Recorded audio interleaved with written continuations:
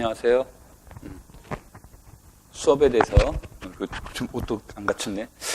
수업에 대해서 간단하게 이제 얘기하고 수업을 진행을 할게요. 수업은 총 8주로 진행을 할 건데 이제 매주 2과목씩 이렇게 하게 될 겁니다. 그래서 2과목씩 하게 되는데 이제 총 4과목을 할 겁니다. 4과목을 하는데 3주 오전은 위상수학을 할 거고요. 그 다음에 현대대수는 5주를 할 겁니다. 오후에 5주를 하고요. 그 다음, 현대대수 참 미안합니다. 6주를 합니다. 그 다음에 해석학을 5주를 하고요. 오전에. 그러면 이제 오전 8주가 이렇게 되겠죠. 그 다음에 이제 2주는 미적분학 쪽에 문제를 다룰 겁니다. 그래서 이제 총 8주를 이렇게 이제 수업을 진행을 할 거예요. 그 다음에 이제 이 내용들이 아마 해답이 이제 제공하지 않는 경우, 이제 제공하지 않는 게 아니라 제공 못 하는 겁니다. 미안한데. 이게 자료를 만들고 이거 다른 거라고 하면서 해답지는 이제 만들려고 하면 이제 좀 시간이 많이 걸리고 그래서 지금 이제 해답지는 이제 수업하면서 이제 제공을 하고 해답지가 이제 들어가 있는 경우는 어떤 경우가 되냐면 기존에 만들어져 있던 문제들 안에 것들은 해답지가 있으니까 내가 해답지를 제공을 하지만 이제 해답지가 없는 경우는 문제를 이제 새롭게 이제 제시하면서 해 나가는 꼴이 되기 때문에 답이 이제 없을 겁니다. 그래서 답안지가 없으니까 그걸 이제 참고를 하시고요. 그 다음에 이제 답안지를 만들게 되면 내용이 좀 부실해질 수 있기 때문에 이제 그걸 이제 조금 이해해 주시고, 그 다음에 이제 수업이 끝난 다음에 이제 이번 주는 주지만 다음 주부터는 매주 이제 30분에서 40분 정도 모의고사를 볼 겁니다. 모의고사를 보게 되는데 모의고사는 이제 우리가 이번 주에 수업을 한 게 있으면 다음 주에는 이번 주에 수업했던 것을 복습하는 개념에서 모의고사를 낼 거고요. 그 다음에 그때는 이제 실제 답안지하고 똑같은 형태로 답안지에다 작성을 하고 그것에 대해서 평가를 하고요. 그 다음에 끝나고 나서 이제 그 다음 그러니까 이제 수업으로 본다면 3주차가 되겠죠. 3주차부터 이제 상담을 하면서 이렇게 이제 수업을 진행을 할 거예요. 그 다음에 답안지는 끝나게 되면 한 주 후에 돌려드립니다. 한 주 후에 돌려드리고 시험 보게 되고 나면 시험 끝나고 나서는 이제 그것에 관련된 해설을 하고요. 이런 식으로 해서 수업이 진행이 될 겁니다. 그래서 이제 우리가 공고한 수업 내용은 4시로 이렇게 되어 있지만 아마 이렇게 수업을 진행하게 되면 5시에서 5시 반 정도가 되어야 아마 수업이 마칠 겁니다. 그러니까 그거를 염두에 두시고 뒤에 혹시 계획 같은 게 있으면 그 계획은 이제 그거에 맞춰서 이제 잡아놓으시면 될 거예요. 자, 그 다음에 다른 과목은 좀 덜 하겠지만 위상수학은 기출문제를 굉장히 많이 참고할 겁니다. 다른 과목하고 달리 위상수학은 이제 기출문제를 많이 참고하려고 하는 이유는 기출문제를 위상수학 다른 과목에 비해서 위상수학은 기출문제에서 나와 있는 모델이 되게 좋아요. 그러니까 그 모델을 만들기도 쉽지 않고 모델이 굉장히 잘 나와 있는데 거기에서 나와 있는 모델들을 이제 다른 관점에서 질문제를 바꿔보는 겁니다. 그러니까 토폴로지는 놔두고 토폴로지는 기출문제를 카피를 하고 나머지 내용들은 이제 우리가 다른 관점에서 이제 접근해보는 형식으로 이제 수업이 이제 진행이 될 겁니다. 그래서 그거를 이제 참고하면서 여러분들 이제 수업을 이제 들으시면 되겠고요. 자, 그 다음에 이제 처음에 연결 성분과 연속성부터 이제 얘기가 되는데 이 내용은 처음에 이제 내가 주제를 잡은 거는 뭘로 주제를 잡았냐면 연속성에다가 초점을 뒀어요. 그래서 연속성에다가 이제 초점을 두면서 이 자료를 이제 수업을 진행해 됐다라고 이렇게 이제 큰 틀은 연속성입니다. 주제가 큰 틀은 연속성인데 여기서 이제 위상적 동형까지는 안 들어갔습니다. 이 내용 안에서. 그래서 이제 우리가 위상적 동형과 관련된 내용들은 다음 주에 이렇게 이제 수업이 진행이 될 건데 연속성이라는 개념을 이해하는데 문제를 푸는데 이제 우리는 2가지 중요한 모델이 존재해요. 그게 이제 기저의 개념이고 하나는 연결성의 문제가 됩니다. 그래서 이 2가지가 굉장히 중요한 이슈가 되고 그 다음에 교사임용 시험에서도 주로 나왔던 내용이 바로 이 2가지 관점에서 출제가 됐었습니다. 그래서 여기에서 단 내용들은 연속성과 연결성이란 그래서 타이틀을 정해놓은 겁니다. 수업의 주제를. 그러니까 보시면 프린트물 맨 위에 과목하고 이렇게 소주제가 들어가 있죠. 그러니까 이게 이제 소주제를 보시면 내가 이번 주에 이걸 가지고 수업을 주제로 이제 수업을 진행하는 거구나라고 이제 이해하시면 됩니다. 그러니까 다음 주에는 우리가 그 위상적 동형과 그 다음에 분리 공간, 그 다음에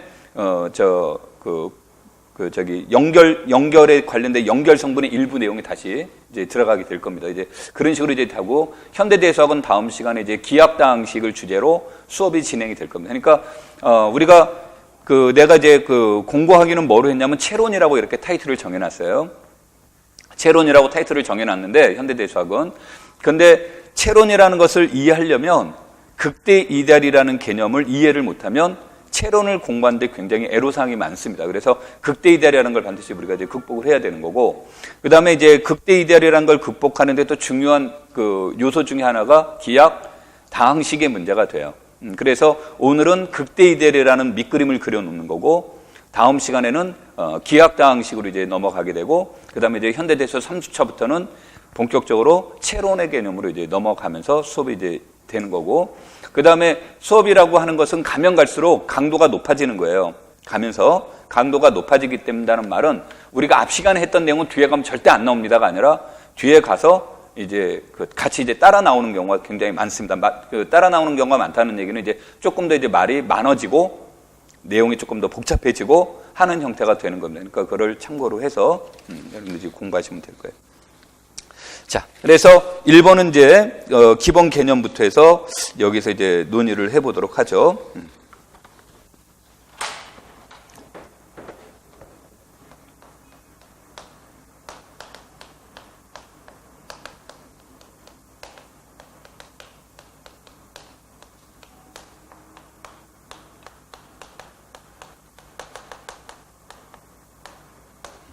자, 우리가 이제 위상을 보통 논의를 할 때는요, 공집합이라도 이론적인 모순은 없는데 공집합이 돼버리면 대상이 없어져요. 대상이 없으니까 이제 논의할 내용이 없는 거죠. 그래서 우리가 통상적으로 공집합이 아닌 것으로 논의를 합니다. 그러니까 이론적 모순은 없음에도 불구하고 공집합이 아닌 거로 이렇게 이제 논의가 되는 거고, 그래서 이제 우리가 유한집합 그러면 사실은 공집합도 유한집합이죠. 근데 여기에 딴 이제 특별한 말 없으면 공집합은 다 제외하고 이렇게 이제 수업을 진행하도록 하겠습니다. 자, 우리가 위상수학을 하는데 왜 유한이라는 것을 논의합니까? 라는 말부터 이제 우리가 고민을 해봐야 되는데, 위상에서는 이제 우리가 말로만 얘기해 보면 위상을 만들기 위해서 토폴로지를 만들기 위한 세 가지 공리가 이제 만족이 돼야 되겠죠. 그래서 첫 번째 공리가 전체 집합과 공집합은 타우의 멤버여야 됩니다.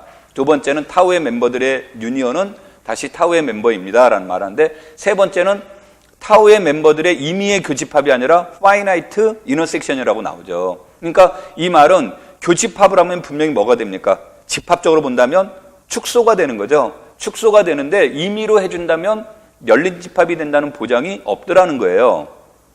우리가 뭐 대표적으로 뉴절에서 얘기하는 게 이런 거죠.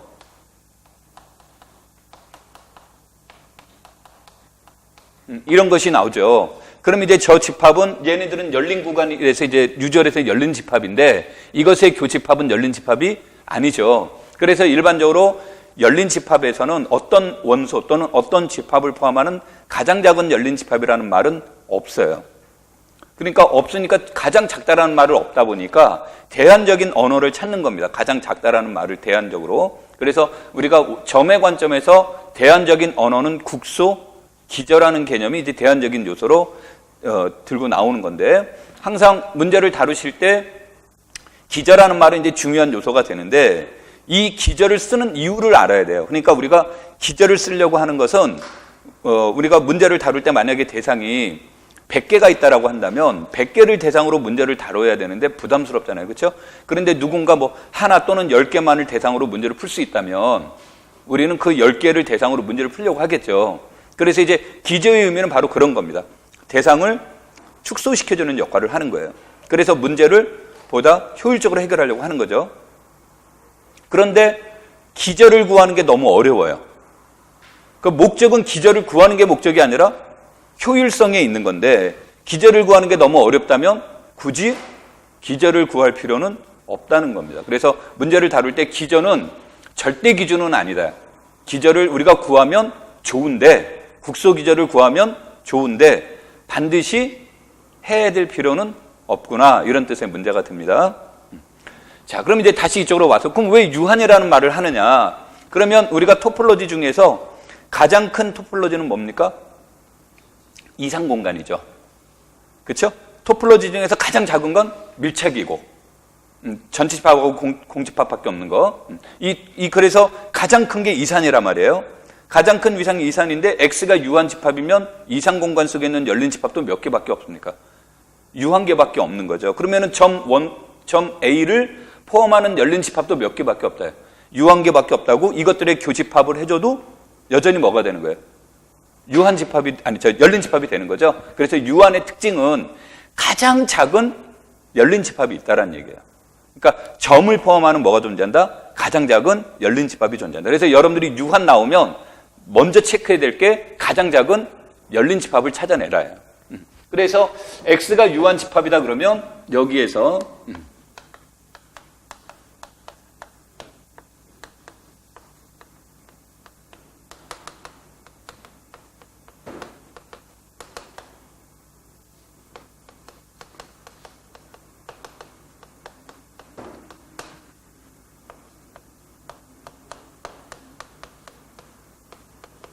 이걸 방금 내가 말로 얘기한 거는 방금 말로 얘기하면 가장 작은 뭐가 돼요?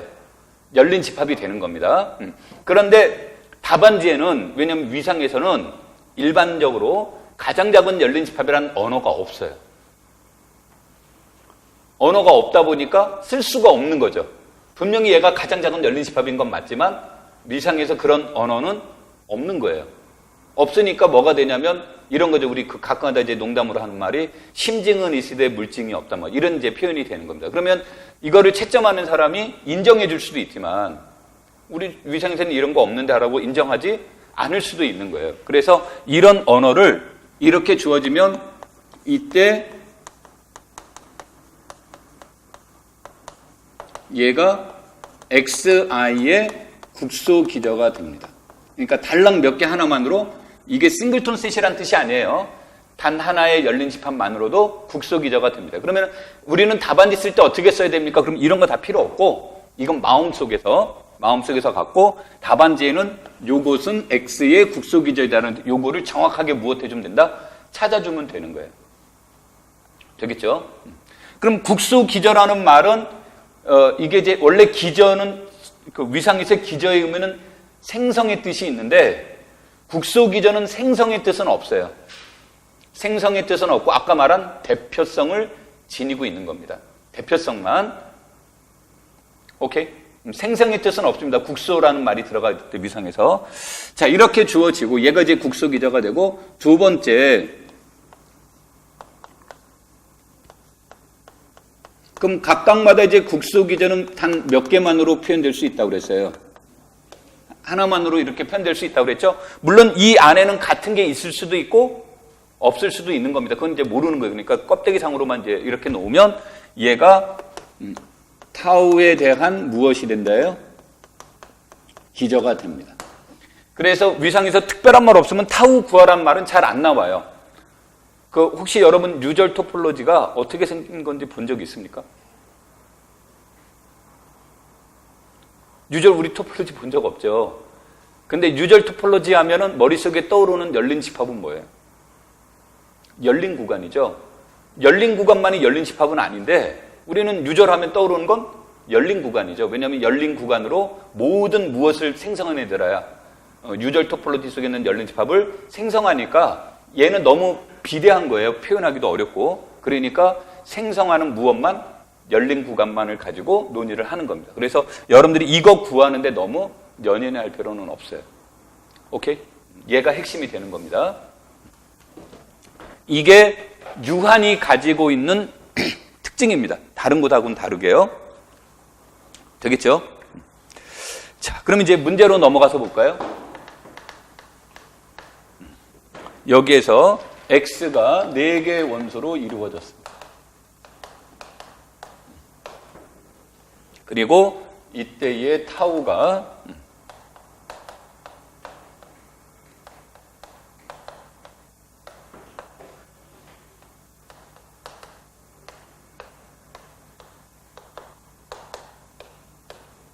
이렇게 나오면 이게 답안지에서 물어보지 않는 한 쓸 필요는 없고, 이건 시험지에다 쓰는 표현인데 답안지에다 쓰는 표현이 아니고요.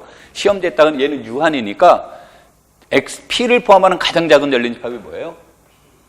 얘가 되겠죠. Q를 포함하는 가장 작은 열린 집합 얘가 될 거고, R과 S를 포함하는 가장 작은 열린 집합 요게 되겠죠. 그러니까 이것에 관련된 문제는 요 밑줄 친 거 몇 개만 가지고 3개만 가지고 문제를 푸는 거예요.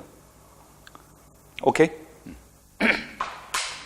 자, 그래서 여기에서 이런 것을 이제 물어보는 거고요. 자, 그래서 그 두 번째 내용은 뒤에 가서 하도록 하고, 첫 번째 내용, A가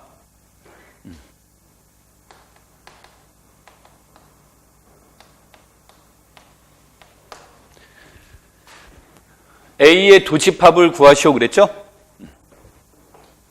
우리 알겠지만 그래도 한 번만 다시 얘기하겠습니다. 얘를 글로 쓰면 뭡니까? 글로 쓰면 A의 집적점들의 모임이 되겠죠. 근데 이제 이 집적점은, 나는 이제 집적점이라는 언어를 좋아하는데, 집적점은 뭐 영어로 어큐뮬레이션 포인트라고 하죠. 근데 이 어큐뮬레이션 포인트를 클루스트 포인트라고도 표현을 하고, 클루스트 포인트라는 말을 우리식으로 이제 번역을 하면 뭐라고 그래요? 누적점이라는 표현을 쓰고, 가끔 가다가 이거를 리미트 포인트라는 언어로 사용하기도 해요. 근데 이제 나중에 리미트 포인트가, 이제 나는 이제 개인적으로 잘 안 쓰는데, 리미트 포인트라는 말로 이제 표현을 하게 되면 나중에 우리가 리미트가 들어가면 주로 이제 수열적 사고예요. 그럼 위상에서는 이제 점열적 사고가 되는데, 이거하고 안 맞을 때가 가끔씩 있어요. 그래서 책에서는 이것을 극한점이다라는 말을 사용하는 책들도 나옵니다. 나오는데 여기서 이제 표현하지는 않겠습니다. 그래서 A의 집접점들의 모임을 우리는 A의 무엇이라고 한다? 도집합이라고 한다, 그런 얘기죠.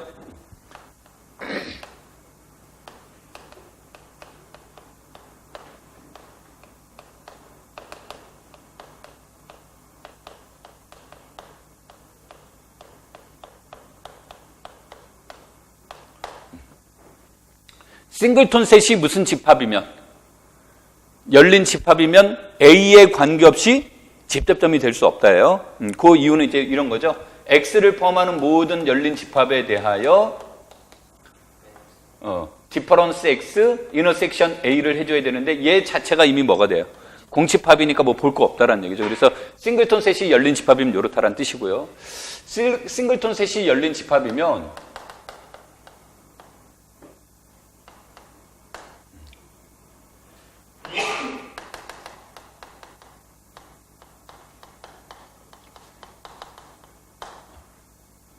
싱글톤 셋이 열린 집합이면 그 함수는 무조건 X에서 뭐가 된다?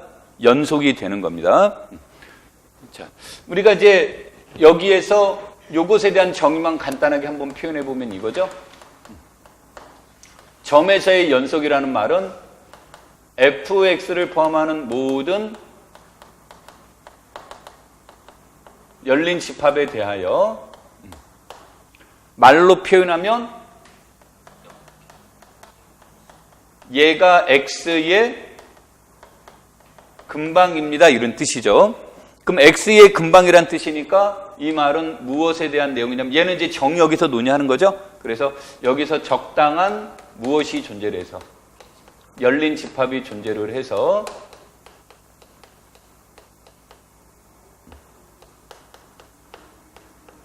이렇게 표현되는 것을 얘기를 하는 거죠. 그런데 여기에서 만약에 x가 무슨 집합이라면, 열린 집합이라면 요것 대신에 우리는 존재하는 거니까 그것 대신에 뭐를 표현해 주면 돼요? x라고 표현하면 얘가 무조건 무엇은 포함하는 겁니까? x를 포함하니까 요게 성립이 되죠. 그래서 정역에서 싱글톤 셋이 열린 집합이면 우린 볼 것 없이 무조건 그 점에선 연속이 됩니다.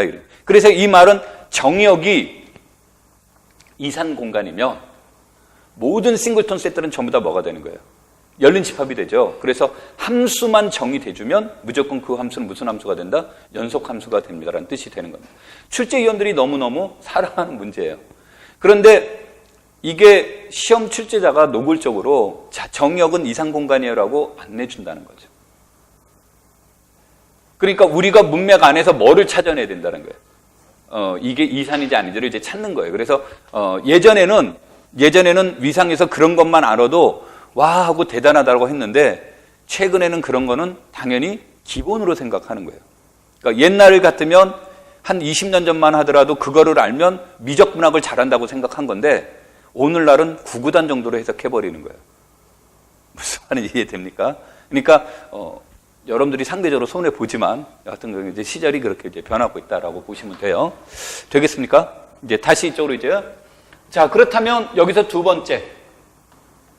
X가 A의 집접점이라는 것에 대한 정의는 이런 거죠. 그러면 이것은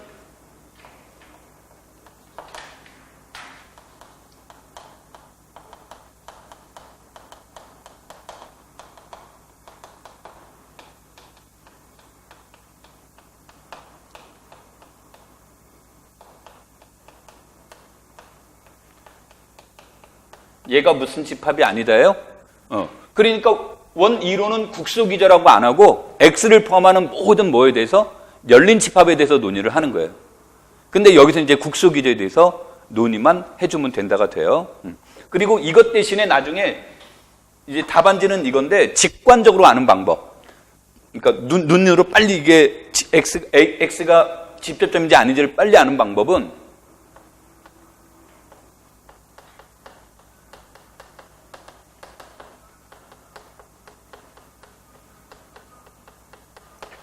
물론 이거 필충 조건은 아닙니다만 이 문제는 무엇이 존재하면이에요.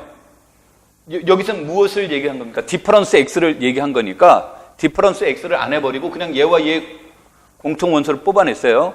그랬더니 X 이외의 원소가 있으면 X를 제외하건 안 하건 내용상 관계가 없는 거죠. 그래서 이제 빨리 체크하는 방법은 요거로 체크하는 거예요. 여기에서. 자, 이것이 이제 우리는 여기서 도집합의 문제가 됩니다. 자, 그럼 이제 다시 이쪽으로 와서 보시면 얘와 얘는 집접점이 될 수 없죠. 집접점이 될 수 없는 거고, 그러니까 이게 집접점이 됩니까 안 됩니까는 요거 이제 R과 S의 문제는 얘가 국소기저의 문제가 되겠죠. 그래서 이 문제에서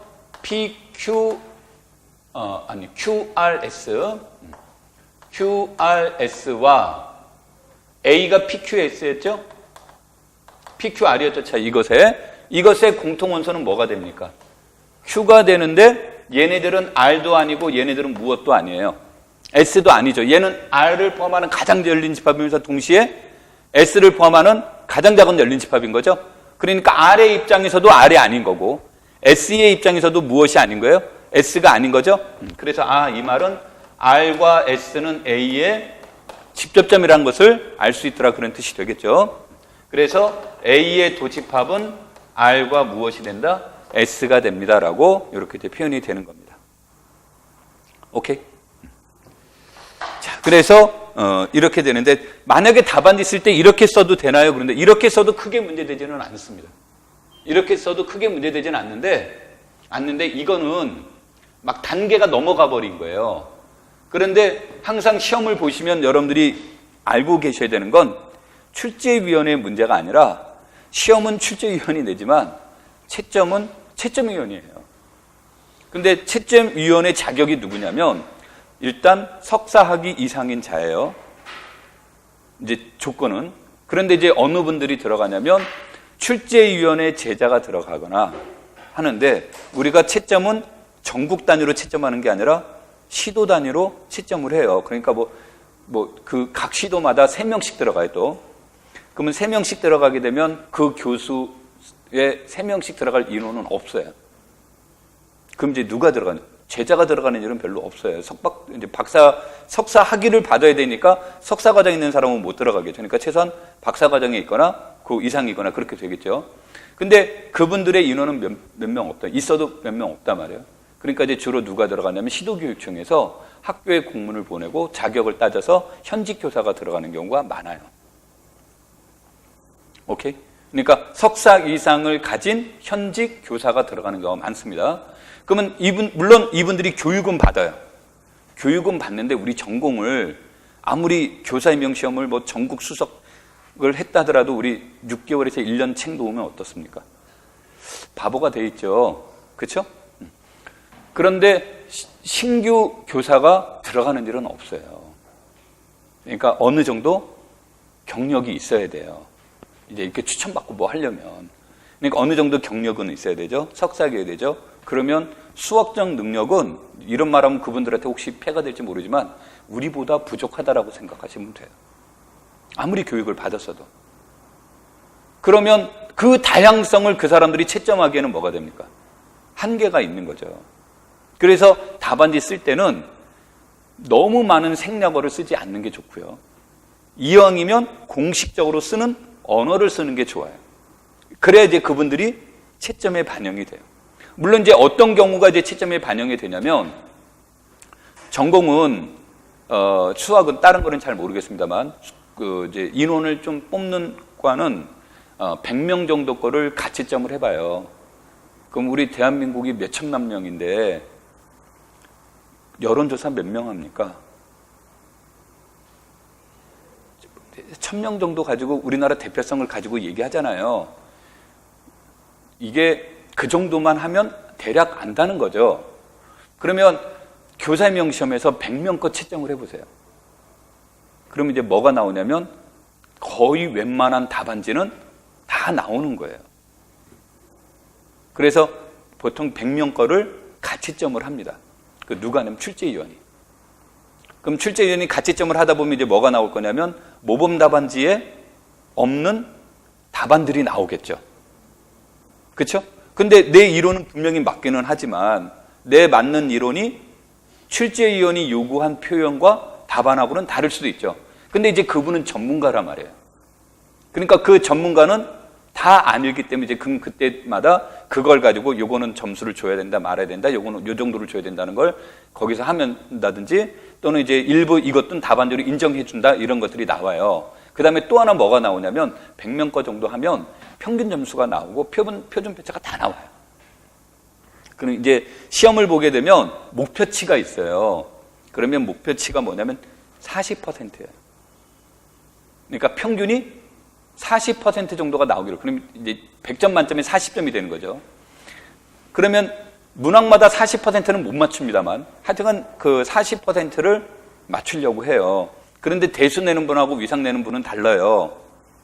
위상과 해석하고는 같은 경우가 많은데 대수와 위상은 다르니까 그분들이 이 사람하고 토론하면서 하지는 않아요. 그러니까 다 자기 길을 가는 거죠. 그럼 자기가 낸 쪽에서 뭐를 맞추려고 하겠습니까? 40%를 맞추려고 하겠죠. 자기 그 문제에서는 아니라 하더라도. 그럼 이제 뭐가 나오냐면 어떤 문제는 심하게 점수가 안 나오는 경우가 있어요. 봤더니 이거는 그래도 정답률이 30% 40%는 될 거야 라고 하고 냈는데 정답률이 막 5%, 7%, 10% 이렇게 나올 수도 있어요. 가끔 내가 알기로는 그래요. 그럼 이제 이때부터 채점하는 사람은 출제한 분은 극도의 긴장을 해요. 그래서 이제 그 유명한 고무줄 채점 방식을 도입한 그러면서 이제 뭐가 되냐면 우리 그 폴리아의 이제 우리 채점 방법에는 뭐가 됩니까? 분석적 점수와 채점 방법과 총체적 점수와 채점 방법이 있는데 내가 알기로는 원칙적인 것은 분석적인데 실전에 들어가면 분석적인 거 잘 안 돼요. 이제 총체적으로 이렇게 그 평가가 많이 이루어지는데 뭐가 되냐면 점수가 너무 안 좋으면 문제 이해를 했다만 것으로도 점수를 줄 수가 있는 거예요. 그래서 서술형은 진짜 눈물로 쓴 편지를 쓰면 안 돼요. 눈물로 쓴 편지의 뜻 알죠? 그래서 백지는 절대 안 되는 거예요. 백지를 쓰면 이 사람이 백지를 썼을 때 점수를 맞을 수 있는 기회는 딱 하나인데 출제하다가 5문제를 냈을 때밖에 없어요. 그런데 내가 잘은 몰라요. 모르는데 나름대로 내 생각은 이렇게 해서 풀면 될 것 같아라는 것을 썼단 말이에요. 근데 다른 사람들이 다 잘 풀었어요. 그럼 내 건 점수가 없는 거예요.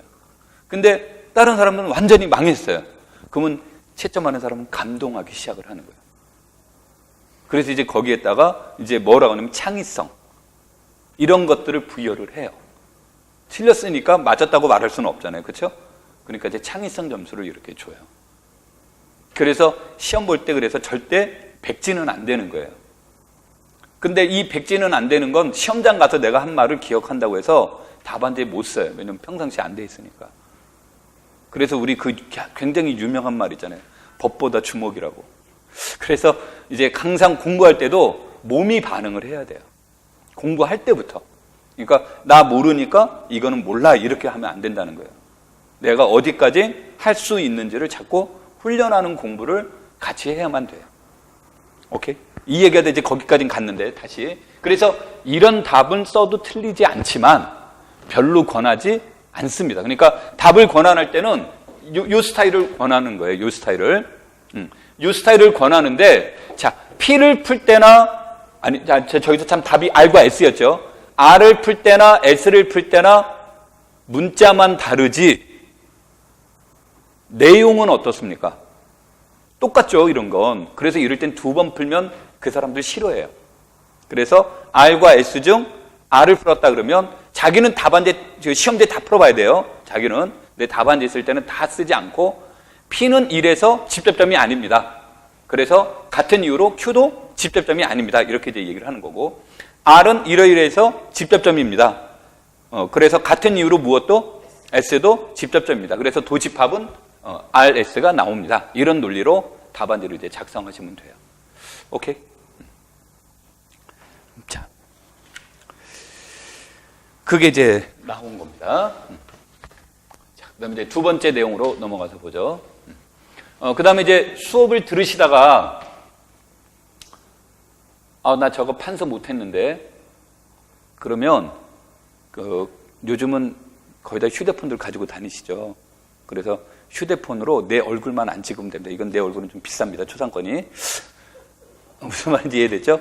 이거 칠판을 카메라로 이렇게 촬영해도 되니까, 필요하면 그때 이렇게 하시면서 집에 가서 복귀할 때 하시면 돼요. 그러니까 내 말은 노트 필기에 너무 연연하시지 말아라. 이제 그런 뜻입니다. 자, 이게 이제 유한집합의 특징이에요. 자, 이건 이제 뒤에 가서 다시 이제 보도록 하고요. 두 번째로, R을 실수 전체 집합이라고 할 때,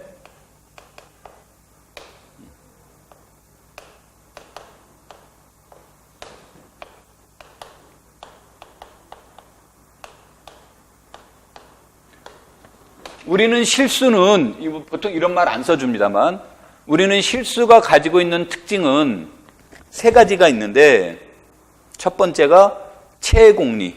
그러니까 우리 고등학생식 언어를 쓰면 사칙연산이 논의가 되죠. 그 다음에 이제 두 번째로는 순서 관계가 있고요. 그래서 둘을 합치면 순서체라고 해요. 세 번째로는, 이제 완비성 얘기도 되는데, 위상적 성질을 가지고 있어요. 위상적 성질을 가지고 있습니다 말할 때 이때 이게 브루바키가 말한 거, 이제 이행래가 말한 거 아니에요. 이제 브루바키가 말한 것에 의하면 이때 첫 번째 체의 공리, 두 번째는 순서 공리, 세 번째는 위상적 공리라고 해요. 이때 이 위상적 공리라고 말하는 건 거리 개념을 얘기하는 거예요. 브루바키가 말하는 게, 즉 원근 관계. 그러니까 브루바키가 표현한 건 거리라는 단어는 안 썼습니다. 그러니까 원근이라는 말만 이제 얘기가 됐어요. 원근이라는 뜻으로 얘기가 됐는데 우리식으로 재표현하면 거리 개념이 얘기가 됩니다. 그래서 실수가 가지고 있는 세 가지 특징이에요. 이 세 가지 특징을 가지고 있을 때 브루바키는 완비 구조를 지녔다고 합니다. 완비성 공리라는 뜻이 아니라 완비 구조를 지녔다라고 얘기를 한 거예요. 그래서 브루바키라는 사람이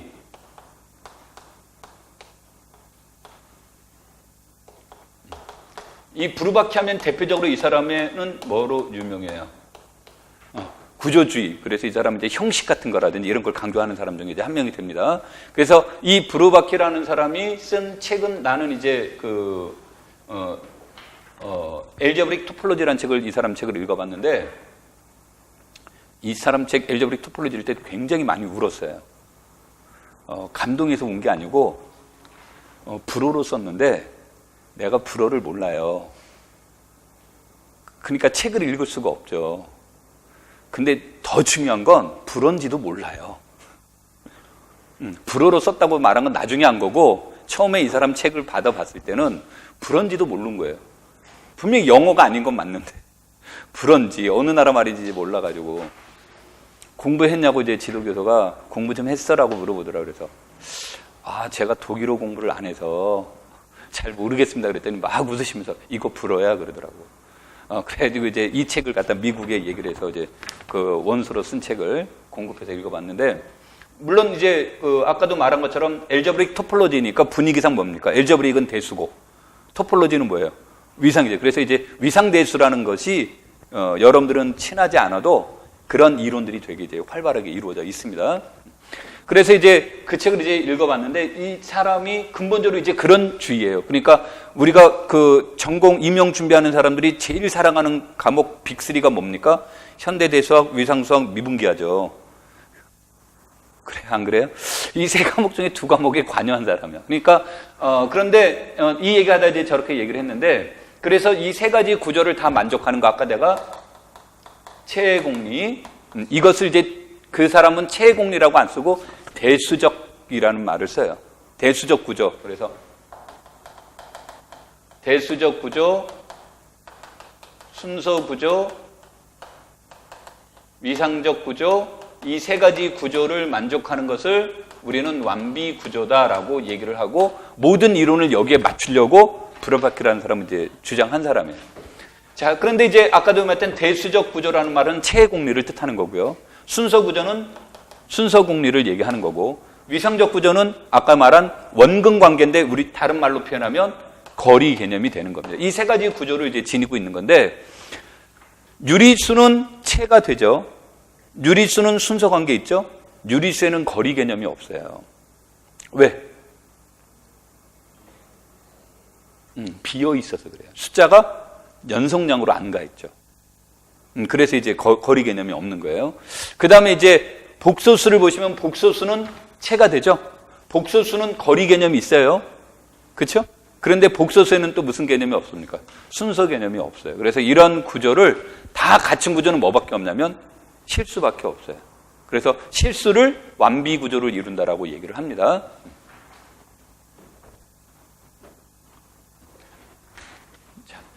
혹시 몰라서 이제 나중에 언어적 오해할까봐, 원래 수업 주제는 아닌데 언어적 오해를 할까봐 여기다 하나만 이제 언어적으로 표현하면, 우리가 보면 책을 보면 실수계라는 말이 나와요. 실수계는 세 가지 성질을 만족하는 건데, 이 세 가지 성질은 무엇을 말하냐면 실수체, 체공리, 그 다음에 순서공리, 그 다음에 세 번째가 완비성 공리예요. 완비성 공리. 그러니까 이때 이제 완비성 공리는 이제 우리가 뭐 해석하기서 나오는 거, 위로 6이면 상한을 갖습니다. 아래로 6이면 하한을 갖습니다. 이거를 말하는 겁니다. 그래서 이런 것을 실수계라고 얘기해요. 그러니까 언어적으로 막 헷갈릴 수 있으니까 요거는 이제 구분해 두는 게 좋습니다. 자, 다시 이제 이쪽으로 넘어가서 볼게요. 내가 이 얘기하다 여기로 와버렸는데, 보통 이제 그 언어적 표현 때문에 지금 얘기하는 겁니다. 첫 시간이고. 그래서 우리는 보통 이것은, 이 뜻은 뭐예요? 이 뜻은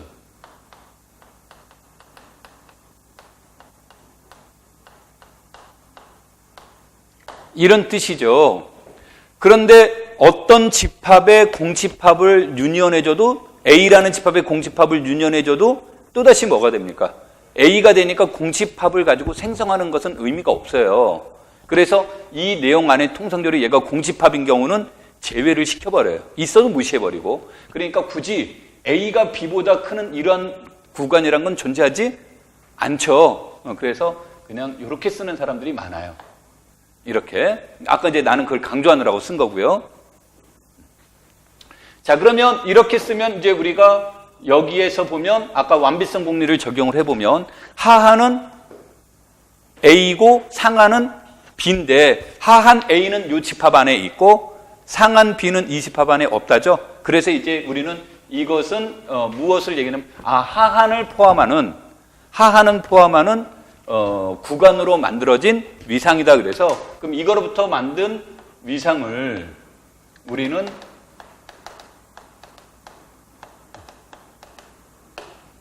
하한 위상입니다. 이때 이거는 로우를 뜻하는 겁니다. 하한 위상입니다라는 말로 표현을 씁니다. 그 다음에 이제 이런 것들이 주어지면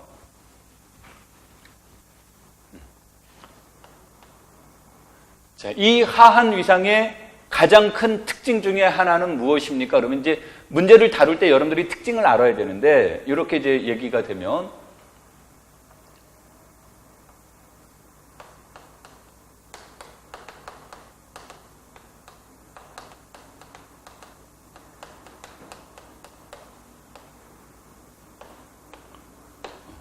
보통 위상 공간은 어디에 포함된다요?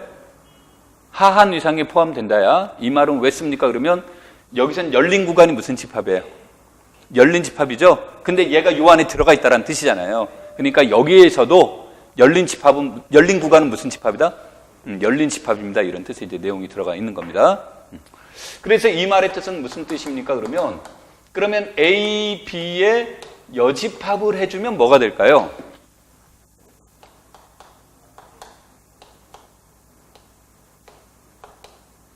이렇게 되는 거죠. 그렇죠? 그런데 얘는 열린 구간이니까 얘 무슨 집합이에요? 열린 집합? 얘도 열린 집합이죠. 그러면 얘는 뭐가 되는 거예요? 열린 집합이 되죠? 그래서 이 문제의 가장 큰 특징은 A, B는 열린 집합이면서 동시에 무슨 집합이 된다요? 닫힌 집합이 됩니다. 이렇게 이것의 가장 두드러진 특징이 되는 겁니다. 자, 그래서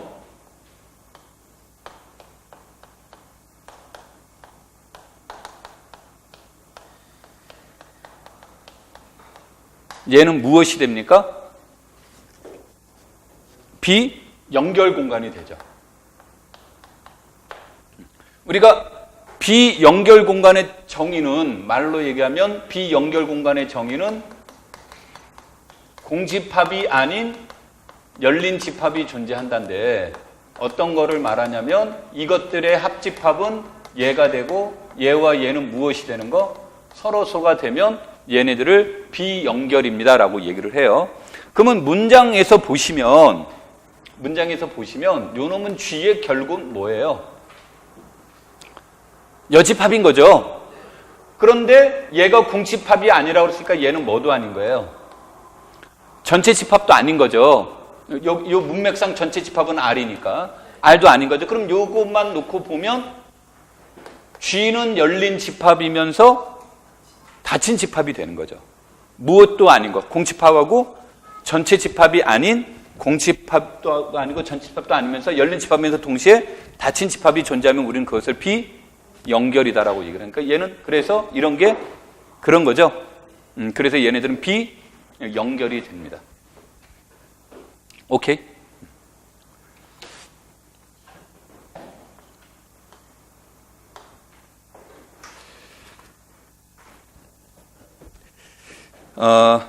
우리가 이제 수업에 1번부터 1, 2, 6번까지 있었나?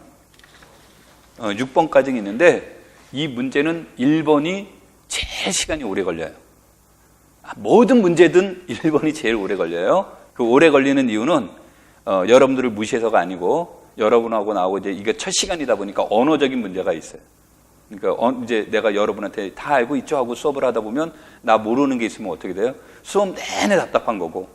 그래서 이제 그것을 설명하느라고 1번은 시간이 많이 걸립니다. 나중에 문제 풀고 보면 에게 요거 하려고 그렇게 걸려서 이제 그렇게 나오는 겁니다. 근데 이제 2번부터는 반복적으로 나오는 내용들이 되니까 이제 시간이 안 걸리고요. 매번 이렇게 하지는 않습니다. 이제 다시 이제 이쪽으로 가죠. 얘네들이 이제 비연결이죠. 그러면 비연결이 아니면 우리는 무엇이라고 하냐면 연결이라고. 그러니까 우리가 이게 내가 정의할 때 연결이고 연결이 아니면 비연결입니다. 이렇게 정의를 하지 않고 비연결을 먼저 정의하고 비연결이 아닌 것을 연결이라고 얘기를 해요. 이 말은 우리 문제 풀 때 연결임을 밝히는 것보단 뭐가 더 비연결이 수월한 거예요. 그리고 이론적으로도 풍요로워져요. 그래서 문제 다룰 때 항상 우리가 유리수, 무리수 할 때 뭐라고 합니까? 무리수 정의한 다음에 무리수가 아닌 걸 유리수라고 합니다. 이렇게 안 하죠.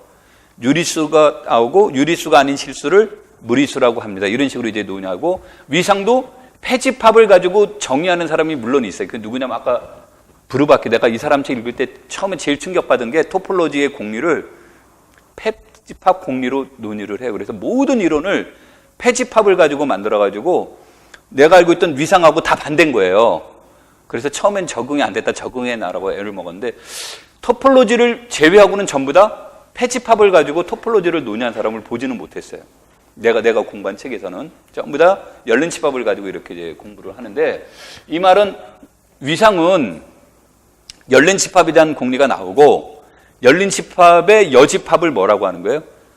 닫힌 집합이라고 이렇게 얘기를 하죠. 그러니까 우리는 문제 풀 때 이왕이면 닫힌 집합보다는 뭐가 이론적으로 더 풍요롭냐면, 그래서 위상도 열린 집합이 풍요로워요. 관련된 이론도 많고. 그러니까 내가 사용할 무기가 많은 게 적은 것보다는 유리하겠죠. 그래서 우리도 자기도 모르게 습관적으로 열린 집합과 관련돼서 문제를 다루는 겁니다. 그래서 문제 풀 때 그런 거 같이 의식하시면 되겠고. 다시 이쪽으로 올게요. 얘는 이제 비연결 공간이죠. 비연결 공간이고, 비연결 공간이 아닌 것을 우리는 연결 공간입니다라고 얘기합니다. 이거 이제 동그라미 3번은 놔둘게. 이거는 나중에 이걸로 수업하게 되면 오해가 있을까봐 동그라미 3번으로 안 하고 다른 내용으로 먼저 간 다음에 동그라미로 가겠습니다.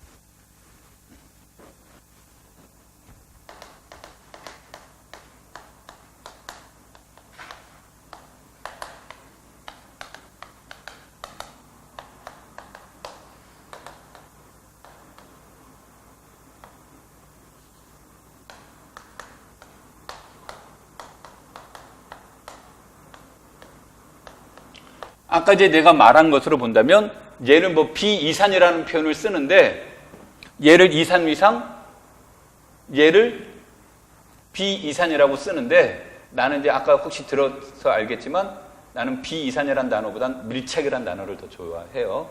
그러니까 뭐 우리한테 왜 강요하지 마, 그런 거예요. 근데 이제 왜 밀착이라는 단어를 쓰냐면, 이산이라는 얘기는 우리 그냥 직역을 하면 뭡니까? 이렇게 흩어졌다라는 뜻이잖아요. 그런데 싱글톤 셋이 전부 다 열린 집합이라는 뜻이에요. 이렇게 흩어져서 하나씩.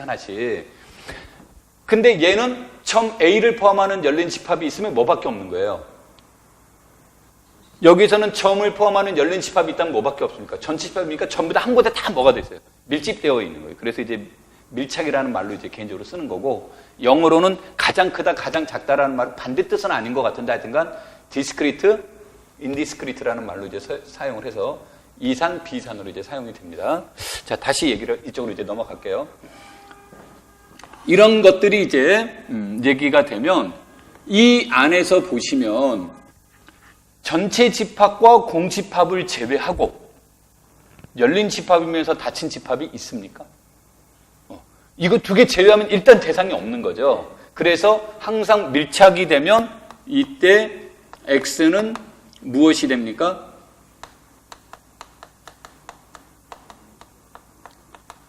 연결 공간이 돼요. 그 다음에 여기에서는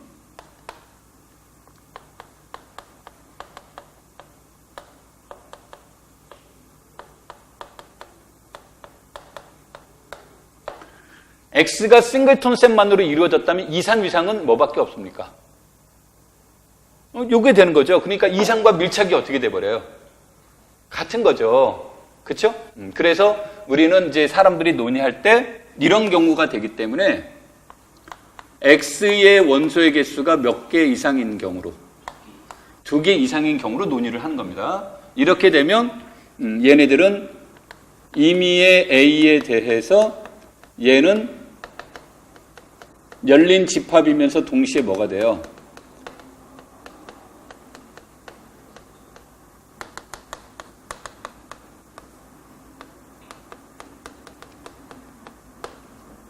얘는 비연결이 됩니다. 오케이?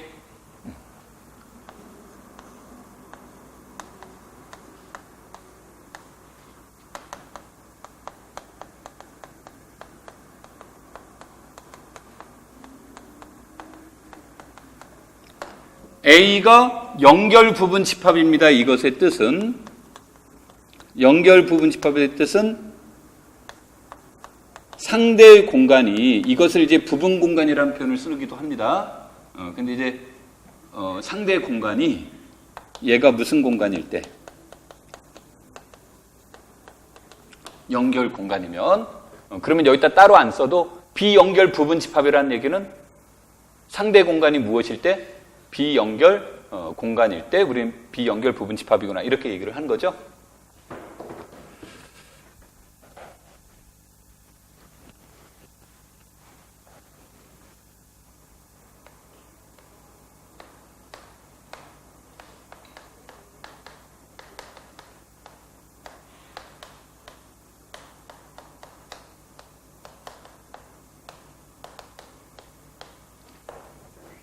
A가 싱글톤 셋이면 타우가 어떻게 생겼든 간에 관계없이 상대 비상은 자동적으로 요거밖에 안 나오죠.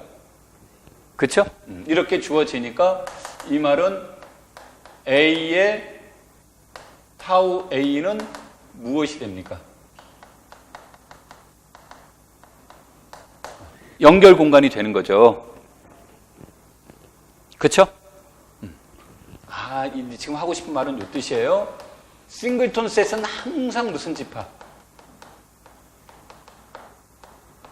싱글톤 셋은 항상 연결 집합이 되는 거예요. 그래서 이 말은 이제 동그라미 3번은 유의미한 이론이 되는데 이거를 물어보는 일은 없어요. 물어보는 일은 없는데 이제 무엇을 우리에게 얘기를 하냐면 공부를 하시다 보면 이렇게 나올 때가 있습니다. 현대대수학 공부를 할 때 자명한 부분군 이런 말 들어봤죠? 자명한 정규 부분군, 자명한 준동형 사상 이런 말이 나오죠. 이때 자명함의 뜻이 뭐냐 이런 거죠.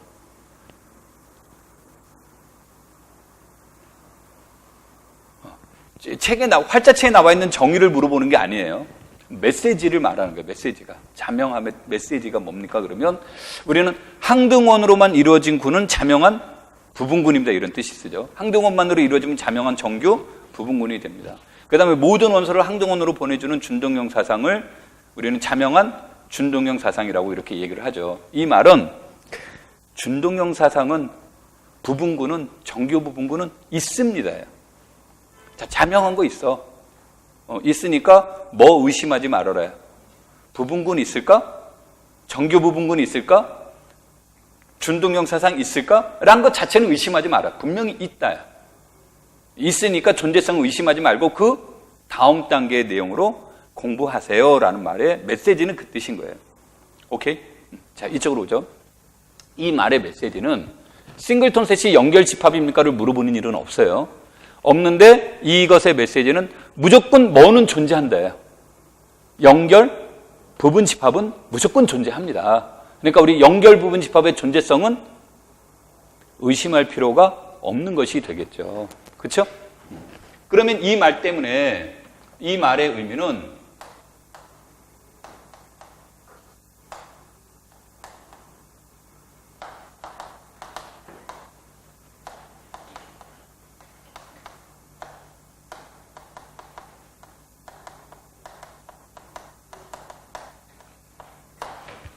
A를 포함하는 무엇은 반드시 존재한다.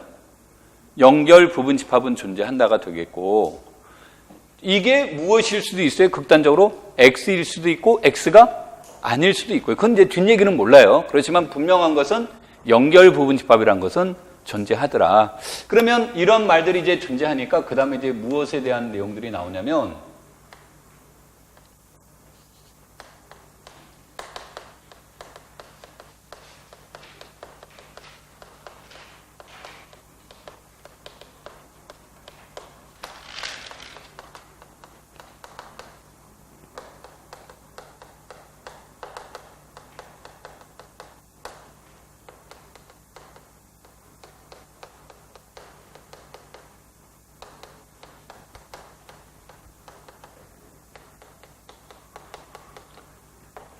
극대 연결 부분 집합이란 말은 뭐예요? 여기선 왜 최대라는 말을 못 쓰냐면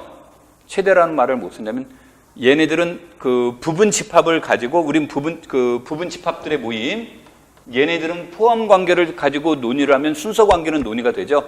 그런데 전순서라는 보장은 없습니다. 전순서라는 말이 있으면 최대라는 말을 쓸 수가 있는데 얘네들은 전순서라는 보장이 없다 보니까 무엇을 얘기를 하냐면 극대라는 언어를 쓰는 겁니다. 오케이? 그래서 우리가 보통 이 극대라는 언어는 그 미적분학에서 말하는 극대값 그 개념이에요. 개념적으로. 그럼 극대값이 유일할 수도 있지만 극대값이 여러 개 있을 수도 있고 극대값이 최대가 될 수도 있지만 극대가 최대가 안 될 수도 있는 거죠. 그렇죠? 그래서 이제 그러한 것을 여기서 이제 의미하는 겁니다. 자, 그래서 이런 것을 이제 우리가 극대 연결 부분 집합이라고 합니다라고 얘기를 해요.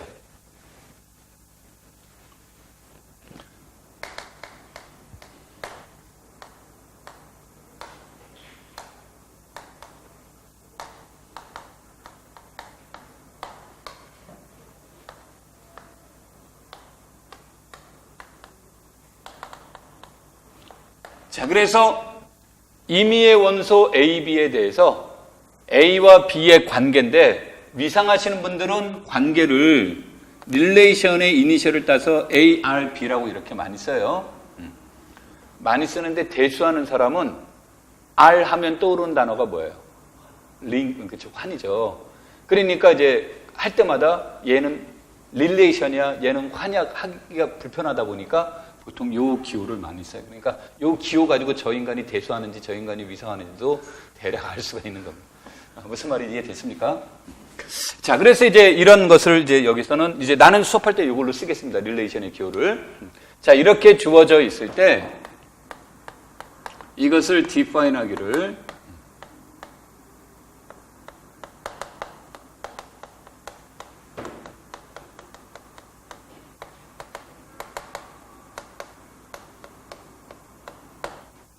A와 B를 포함하는 무엇이 존재한다면 극대 연결 부분 집합이 존재한다면 A와 B의 관계는 뭐다? 같습니다인데 우리가 여기서 A를 포함하는 극대 연결 부분 집합이 뭐 2개, 3개가 아니라 존재하면 몇 개만 존재해요? 이 논리 때문에 A를 포함하는 극대 연결 부분 집합이 있으면 몇 개만 존재해요? 하나만 존재하니까 쟤는 말 안 해도 유일성이 있는 거예요. 극대가 유일하다는 뜻이 아니라 A를 포함하는 극대 연결 부분 집합은 몇 개만 존재한다? 하나만 존재하는 겁니다. 자, 그래서 이렇게 얘기를 하면 이제 말로 때웁니다.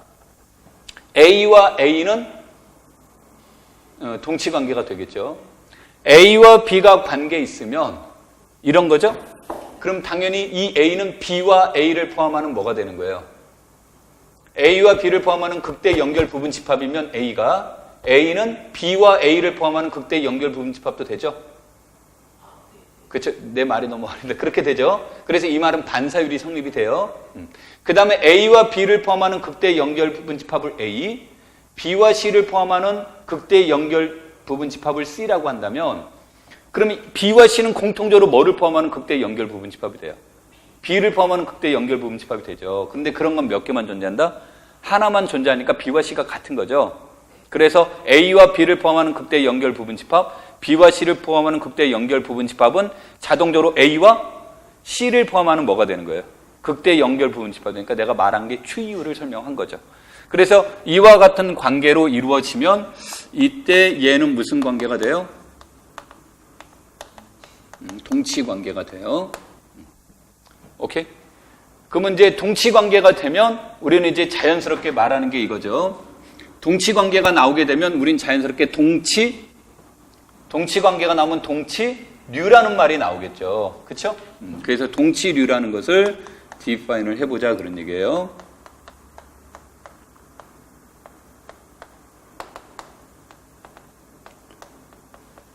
동치류라는 것을 체크를 해보자예요. 그러면 동치류의 정의 성질에 의해서 그리고 편의상 얘를 우리는 뭐라고 부릅니까? 동치류의 편의상 얘네들을 동치류의 대표원이라고 이렇게 표현을 하는 거죠. 그럼 B가 요 안에 들어가 있다는 말은 대칭률과 추이율에 의해서 얘와 얘가 같다예요. 이 말은 대표원은 뭐를 쓰든 관계 있다 없다? 관계 없다. 그 대신 표현 방법은 유일하지 않구나 이런 뜻이에요. 그래서 여러분들한테 그 동치류를 몽땅 구하시오 이런 말을 잘 안 내요. 왜냐하면 표현 방법이 어떻게 되기 때문에 유일하지 않기 때문에 잘 안 냅니다. 자, 그 다음에 이제 이 말은 요거죠. 임의의 두 원소 A, B에 대해서 그러면 얘와 얘는 서로 소이거나 뭐다? 아까도 얘기했지만 공통 원소가 있으면 같을 수밖에 없으니까 서로 소이거나 무엇이 된다? 같다가 되겠죠. 그래서 이 X라는 집합을 무엇으로 이렇게 분할해 줄 수 있다요. 이런 식으로. 동치류로 분할해 줄 수 있는 거고 이 안에는 같거나 다르다고 했으니까 이런 뜻이 되겠죠. 그러면 이때 사람들이 그러면 얘네들을 하나의 엘리먼트로 생각하는 집합 쪽을 생각해 봅시다 이런 얘기예요. 얘네들을 하나의 무엇으로 생각하는 원소로. 오케이? 이것을 집합 X의 무엇이라고 하는 거예요? 분할이라고 하는 거죠. 그래서 이제 표기를 이렇게 씁니다. 그래서 얘네들은 이렇게 되는데 여기에서 이제 오해하시면 안 되는 건 얘가 어떻게 생겼는지 구체적으로 모르니까 현재로서는. 그래서 여기다 이렇게 쓴 거고 실질적으로는 요 안에 있는 멤버들은 같거나 서로 소이거나 둘 중에 하나로만 구성되어 있는 겁니다. 절대 겹쳐지는 일은 없고요. 되겠죠? 그러면 이제 이렇게 동치류가 되는데 우리 동치류는 정수론에서도 동치류가 나오고 예를 들어서 5로 나눴을 때 나머지가 1인 것들의 모임. 그러면은 뭐 1, 5, 1, 6, 11, 16, 그 다음부터 계산이 안 되네. 하여튼 그렇게 가죠. 그래서 그런 것들을, 그럼 5로 나눴을 때 나머지가 0으로서 같은 거, 나머지가 1로서 같은 거, 2로서 같은 거, 3으로서 같은 거, 4로서 같은 거 딱 5개가 나오겠죠? 그럼 그런 것들을 총칭해서 우리는 뭐라고 불러요? 잉여 개라고 부르고, 잉여개 속에 있는 멤버 하나하나를 남았을 때 0이 되는 거, 이런 걸 뭐라고 불러요? 잉여 류라고 부르죠. 그것은, 류자는 뭐예요? 이퀴벌런스 클래스예요. 동치 관계. 그러니까 동치류를 뜻하는 거예요. 그런데 이때 릴레이션은 뭘로 표현해졌다요? 잉여가 한자로 나머지란 뜻인 거죠. 그러니까 나머지가 같은 것들로 관계를 맺었습니다. 이제 그런 뜻이죠. 그래서 우리가 보통 뭐 이제 책을 공부를 하시다가 평행류 이렇게 나오면 이건 동치류예요. 그런데 릴레이션을 뭐로 했다요? 평행 관계로, 릴레이션을 평행으로 동치 관계를 정해준 거구나. 이렇게 이제 우리가 유추가 되는 겁니다. 그래서 이제 얘네들도 이제 이렇게 주어지는데, 얘네들도 이렇게 이루어지는데, 이때 CA가 동치류는 동치류인데, 얘네들은 아까 우리가 정의에 의하면 무엇으로서 정의를 내려준 거죠? A라는 것을 기준으로 A와 전부 다 뭐가 되는 것들이었어요? A와 똑같은 무엇을 갖는 것. 극대 연결 부분 집합을 갖는 것을 가지고 동치관계를 만들어줘서 잉여류가 됐죠. 숨차죠. 그래서 이것을 사람들이 연결 성분이라고 이름을 붙인 거예요. 그러니까 이게 이제 대수적 표현이 되면 연결류 이렇게 해야 되는데, 이게 이제 뭐가 되냐면 이게 공간적 의미로 가면 그 공간을 구성하는 하나하나의 원소를 성분이라는 표현을 이제 많이 쓰니까, 그래서 이것을 우리는 이제 앞으로 무엇이라고 한다? 얘네들을 연결 성분이라는 표현을 사용을 하게 됩니다. 참 쉬운 거 지금 어렵게 가고 있습니다. 하여튼 이렇게 이제 연결 성분이라는 표현을 써요. 아까도 했지만 오늘 수업 주제가 연결과 연속이 수업 주제라고 한다고 그랬죠. 그래서 그거를 이해하기 위한 이제 방안들입니다. 그래서 이제 연결 성분이라는 건 말을 쓰고, 이제 이건 책의 저자마다 다른데, 내가 쭉 책을 읽어보면서 느낀 게 뭐였냐면, 지금 칠판에 쓰는 표현이 우리가 공부할 때 직관적으로 제일 이해하기 쉬워요. 그런데 아까도 얘기했듯이 결국은 그러면 요 놈은 무슨 뜻이 되는 거예요, 얘는? 결론은 얘가 뭐가 돼요? A를 포함하는 극대 연결 부분 집합들이라고 그랬죠. A와 그 안 똑같은 거라고 그랬잖아요. 그럼 쟤는 뭐가 됩니까? 쟤도 결국은 극대 연결 부분 집합이 돼요. 그래서 얘를 연결 성분이라고도 하고, 어떤 사람들은 요거를 극대 연결 부분 집합이라는 말로 표현을 써요. 오케이?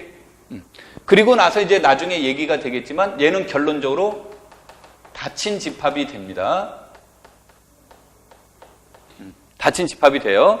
닫힌 집합이 되는데 역은 성립이 안 돼요. 이 말은 제가 중요한 언어는 아니고, 이제 내가 이제 직관적으로 연결 성분을 구하시라는 문제가 몇 번 나왔는데, 연결 성분을 구하시는데 구했는데, 이게 맞는지를 빠른 검사를 하고 싶어요. 그랬더니 딱 봤더니, 얘가 패집합이네. 그러면 맞는 거는 아니지만 그 연결 성분은 전부 다 뭐가 된다 그랬습니까? 폐집합이 된다 그랬으니까 이렇게 됩니다. 근데 연결 성분이 폐집합은 아니고 열린집합이 나왔어요. 그럼 내가 뭔가 잘못 구했구나. 이제 그런 것을 확인하는 사실로 이용하라는 것이지 저게 이제 중요한 이론은 아닌 거, 그냥 지나가는 이론이에요. 이제 지나가는 이론이지만 그런데 검토할 때 활용할 수는 있습니다라는 뜻으로 얘기가 된 겁니다.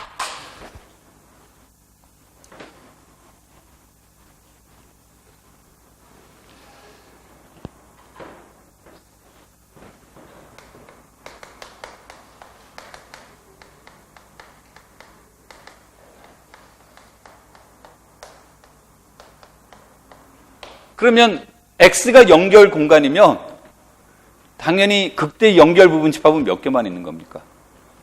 X 하나로 딱 존재하는 거죠. 그러니까 그 연결 공간에서는 연결 성분은 뭐가 된다? 하나만 존재하는 겁니다. 오케이? 좀 제일 밋밋한 문제인데 이것도 사람들이 선호합니다. 연결에 대한 내용이.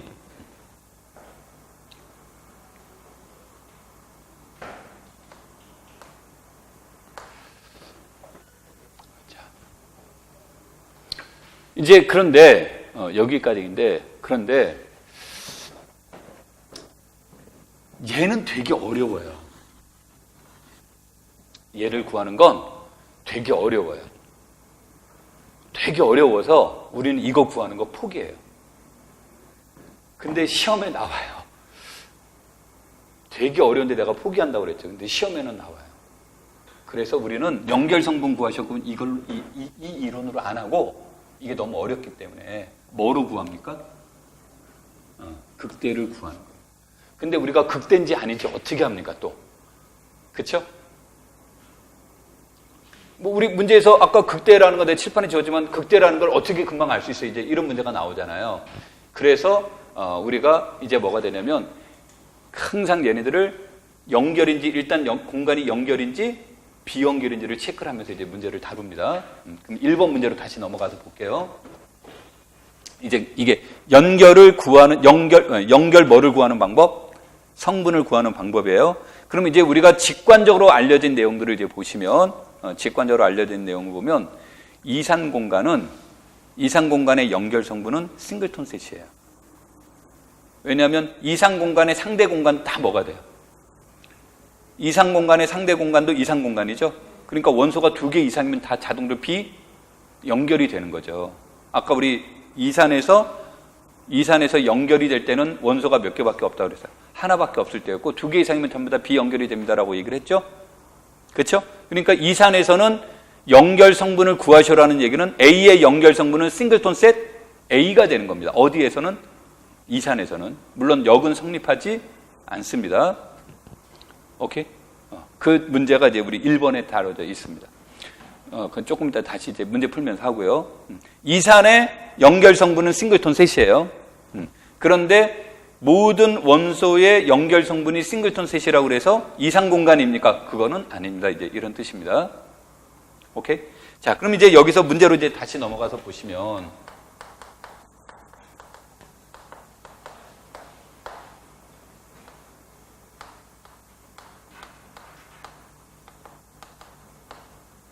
칠판에 따로 안 쓰고요. 얘가 무슨 집합이었어요? 열린 집합이었죠. 우리 그 타우 속에 있으니까. 얘도 무슨 집합이에요?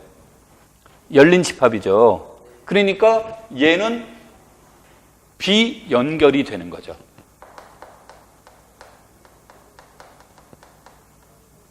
그렇죠? 됩니까? 그러면 연결 성분은 어떻게 구해요? 그러면 연결 성분은 무조건 이것의 부분 집합이거나 이것의 부분 집합이에요. 비연결이 되는 데서 찾는 거예요. 그런데 얘는 점 P를 포함하는 연결 집합 중에서 제일 작은 게 뭐가 되겠습니까? 싱글톤 셋 P가 되겠죠. 그런데 P를 포함하는 모든 연결 부분 집합은 여기에 포함해야 돼요. 그럼 얘가 결국은 P를 포함하는 가장 큰 뭐가 되겠습니까? 연결 부분 집합이 되는 거예요. 그래서 여기서는 연결 성분은 요거구나라고 하고 끝을 냅니다. 싱글톤 셋일 땐 그냥 그렇게 끝을 내버리면 되는데 이제 문제는 얘예요. 얘. 그러면은 얘는 이제 얘를 그래서 A라고 이렇게 우리 거기 A라는 문자 나왔죠? 그래서 B라는 문자로 이제 도입하죠. B가 일단 그 다음에 이제 B가 연결 집합인지 아닌지를 체크해 보는 거예요. 그래서 얘가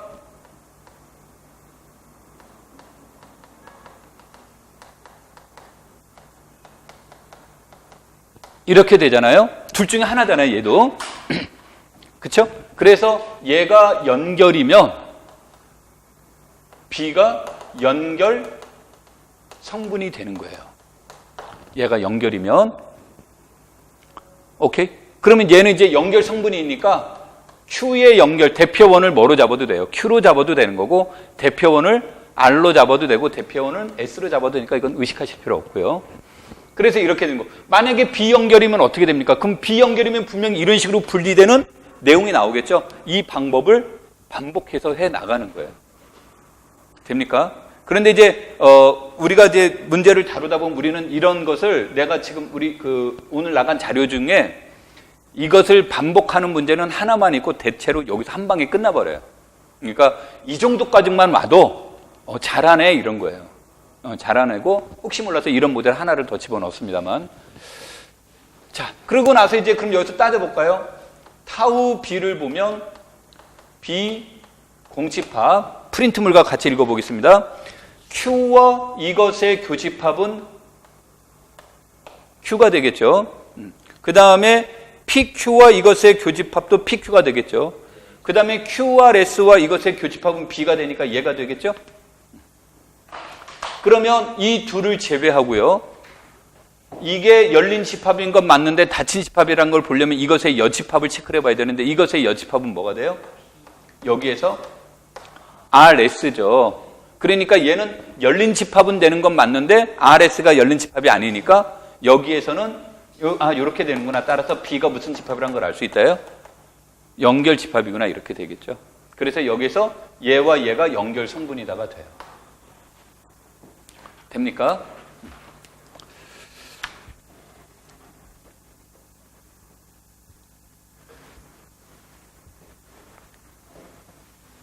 아까 동그라미 3번 여기 안 했었죠? 그쪽으로 이제 넘어갑니다.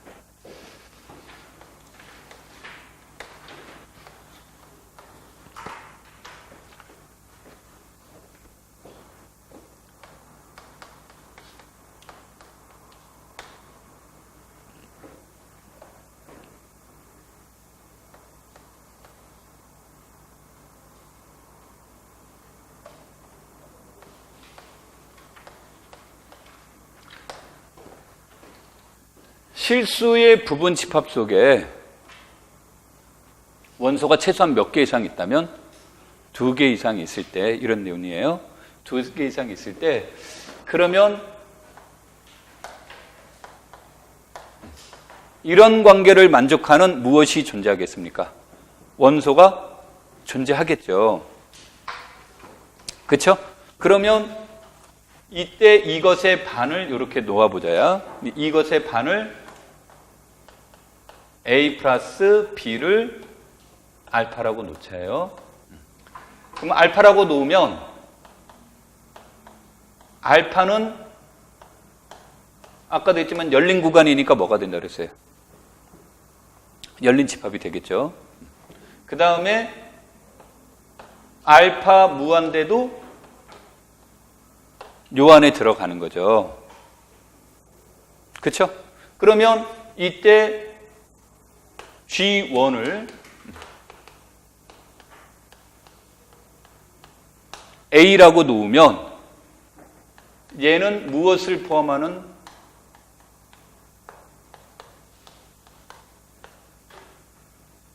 G1은 A상에서 무슨 집합이 되는 겁니까? 이게 상대 위상 만들 때 표현 방법이니까 얘는 A상에서 무슨 집합이다야? 여기에서 얘는 열린 집합이 되는 거죠. 점 A를 포함한, 그렇죠? A를 강조한 건 이제 공집합 아닙니다. 이런 뜻이에요. G2는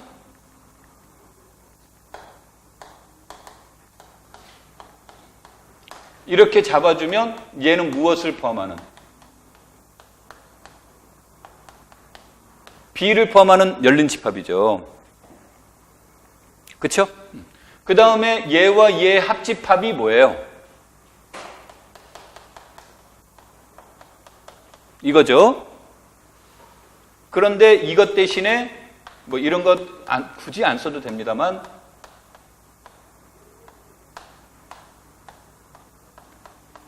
이렇게 표현될 수 있죠. 그렇죠? 그래서 드모르강의 법칙을 쓰면 요거가 되니까 얘는 G1 유니언 뭐가 돼요? G2가 되겠죠? 그러면서 G1 인터섹션 G2는 얘와 얘가 서로 쏘니까 뭐가 돼요? 무슨 집합이에요? 공집합이죠? 그런데 이제 그렇게 표현해도 되고 그냥 여기서 이미 답은 나왔는데 이렇게 주어지니까 얘 열린 집합이고 얘 열린 집합이죠? G2의 여집합이 뭐예요? G1이죠. 아, 그러니까 이 말이 주어지면 이때 A의 타우 A는 그래서 뭐라는 얘기예요?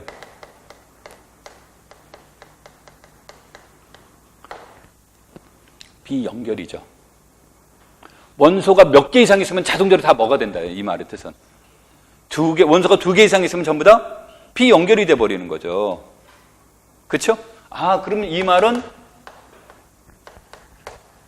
점 A를 포함하는 집합이 연결 집합이 되려면 뭐밖에 없다야?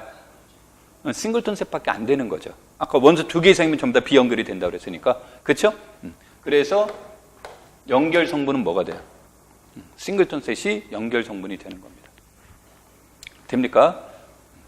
아, 그래서 얘는 분명히 무슨 공간은 아니에요? 이상 공간은 아닌데 연결 성분은 뭐로만 이루어졌다? 싱글턴 셋으로 이루어졌구나. 아까 우리 이산이면 싱글턴 셋으로 이루어졌다는 얘기를 했죠. 자, 그래서 이렇게 됩니다.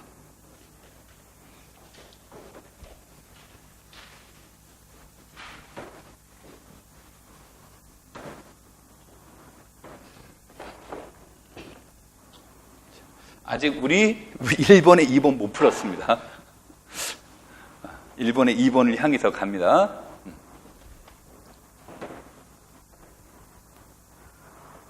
이게 로마 문자 5가 맞나요?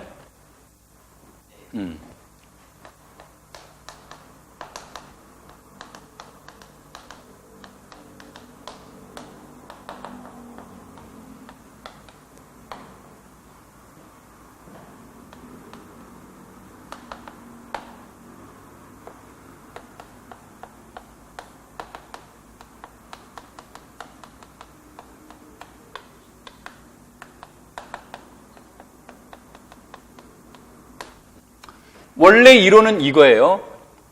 A가 연결 부분 집합이면 FA도 뭐가 된다? 연결이 된다예요. 이게 원 이론이에요, 책에서. 근데 이걸 증명하려다 보면 짜증이 나요. 뭐가 짜증이 나냐면 상대 비상을 가지고 설명을 해야 돼요.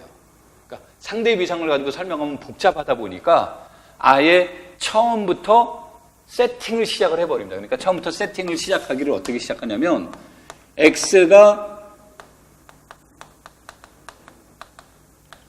연결 공간일 때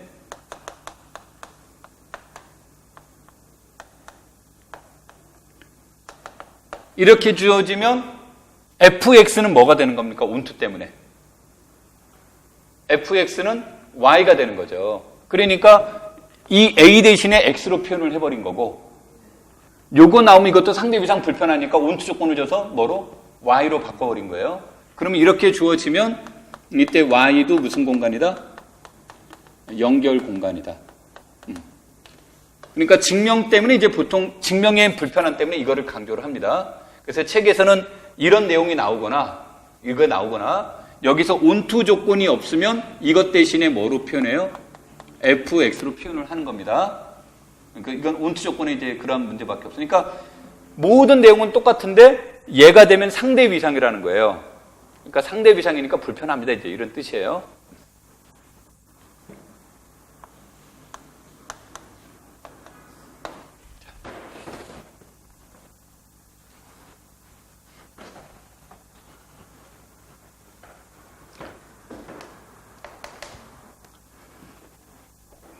그래서 이제 저거를 증명하기 위해서 우리는 대우를 증명해버려요.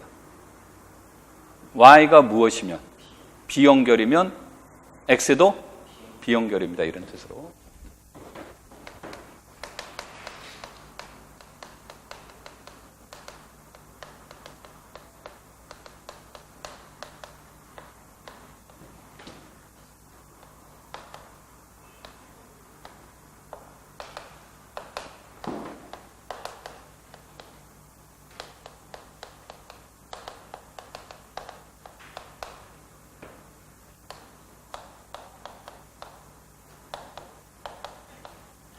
아까도 얘기했지만 비연결 집합이라는 얘기는 공집합도 아니고 전체 집합도 아니면서 열린 집합에서 동시에 무엇인 거?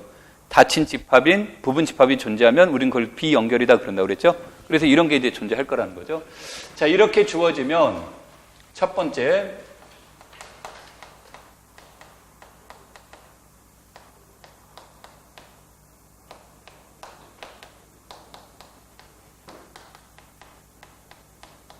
자, U가 Y가 아니라고 그랬죠? 그럼 이것의 역상이 무엇일 수는 없다야. X가 될 수는 없다가 돼서 X는 아닙니다. 이런 거죠. 온투라고 그랬으니까 U의 역상도 반드시 존재해야 되니까 얘도 무슨 집합은 아니다요? 공집합은 아니다죠? 그 대신 이제 아까도 얘기했지만 이게 그 온투 조건이 없으면 이제 이것의 역상의 문제를 논의를 할 때는 이것의 역상은 X가 아닙니다란 말은 이제 그것에 대한 근거 제시를 이제 해줘야 되는데 왜 어렵지 않냐면 온투가 안 되면 치역의 부분 집합을 가지고 얘기하는 거예요. 그러니까 Y 대신에 치역을 가지고 하니까 U는 치역도 아니고 공집합도 아닙니다라는 내용으로 들어가 버리는 거예요. 그래서 내용적 변화는 없는 거예요. 오케이?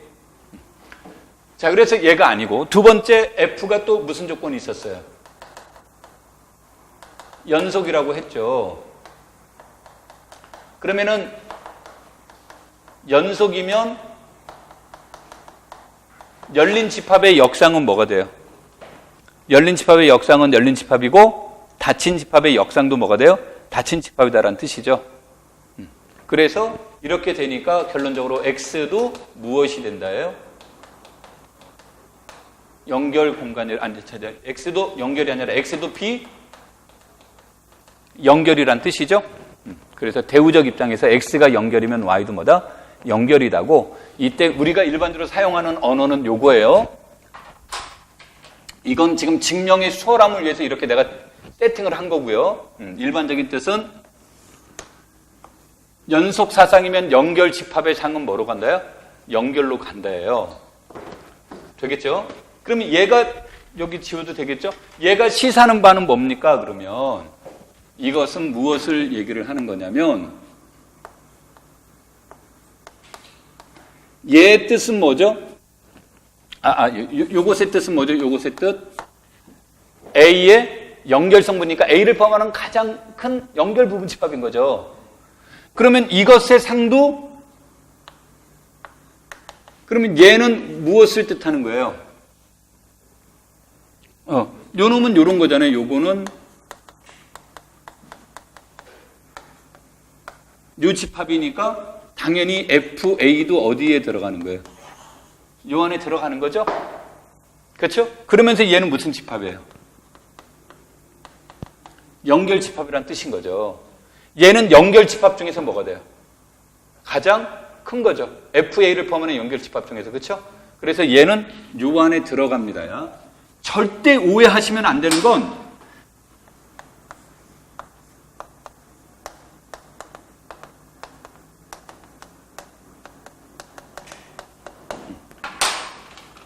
이거 강조해요.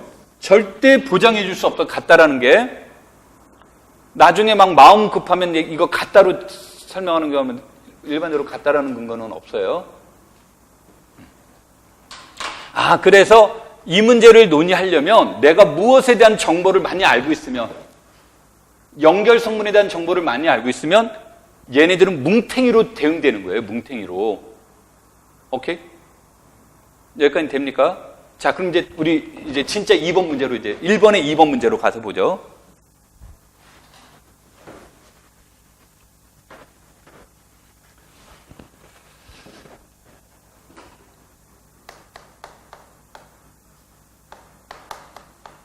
1의 2번을 보시면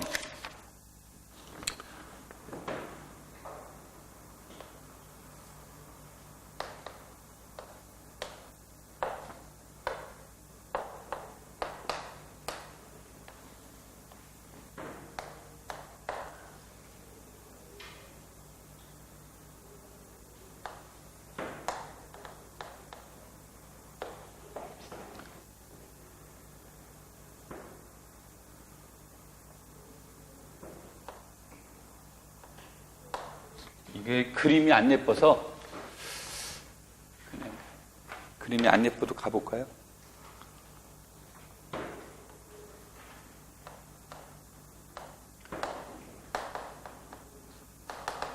얘가 됐죠. 그쵸? 그러면 여기에서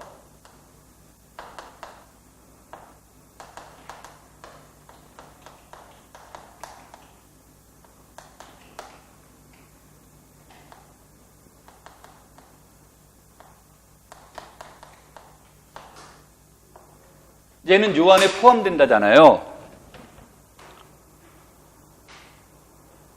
그쵸? 오케이? 그런데 아까 얘기했듯이 여기에 연결 성분, 2의 연결 성분은 뭐밖에 없었어요? 싱글턴 하나밖에 없었죠. 아, 그러면 이게 무슨 뜻이에요?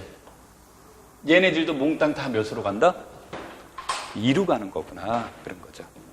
그래서 문제에서 FR은 A 곱하기 FQ 그랬죠? 그러면 이 문제는 지금 FR, FQ, FS가 모두 다 뭐가 되는 거예요? 같아야 되는 거니까. 그쵸? 그래서 A와 B는 각각이 몇 밖에 없다? 1밖에 없는 꼴이 되겠죠. 되겠습니까? 그래서 이런 문제가 나오면 이 문제가 이제 내가 아까도 얘기했듯이 우리가 이제 보면 기출문제는 이런 모델들을 잘 만들어도 이런 모델이 제일 잘 나오는 게 기출밖에 없어요. 아무리 좋은 책도 뭐 외국 책이 됐건 누가 됐든 시험을 위해서 만든 모델보다 좋은 모델은 없습니다. 그래서 위상은 그래서 기출문제를 많이 이제 참고하는 이유가 그거고요. 질문제는 얼마든지 바꿀 수 있다라는 거죠. 질문제를 바꾸는데 이런 식으로 바꾸면 이거는 껍데기로는 상수함수가 아니죠. 상수함수가 아닌데도 느낌상 무슨 것처럼 보여지는 거예요. 상수함수처럼 보여질 수 있는 거죠. 그러니까 이 문제가 자세히 보시면 내가 강의를 해서 2번이 이렇게 된 거지 2번 문제는 여러분한테 연결 성분에 관련된 어떠한 뭐도 없어요. 정보도 없죠. 지금 이 문제를 읽는 동안에 여러분한테 연결 성분의 연자도 안 써져 있잖아요. 연결 성분의 연자인 연속은 적혀져 있나? 안 적혀 있단 말이야. 그러니까 이 문제가 쉽냐 어렵냐의 키는 이 내용을 읽는 순간 여기서 연결과 연관시켜야 되는 문제인가? 라고 느껴지는 사람은 쉬운 거고 이 문제는 이게 쉽지 않은 사람은 얘가 2인데 얘는 2 곱하기 뭐로 가야 되지? 이렇게 이제 하기 시작하면 여기에 있는 원소가 한두 개도 아니고 얼만큼 존재합니까? 카운터블만큼 존재하는 건데 비가산만큼 존재 거기서 어떻게 찾아냅니까? 그러니까 이건 실험해 볼 수가 없는 내용이에요. 그래서 여러분들한테 얘기하지만 우리 연속함수 나오면 한 번쯤 색안경을 끼고 보는 거예요.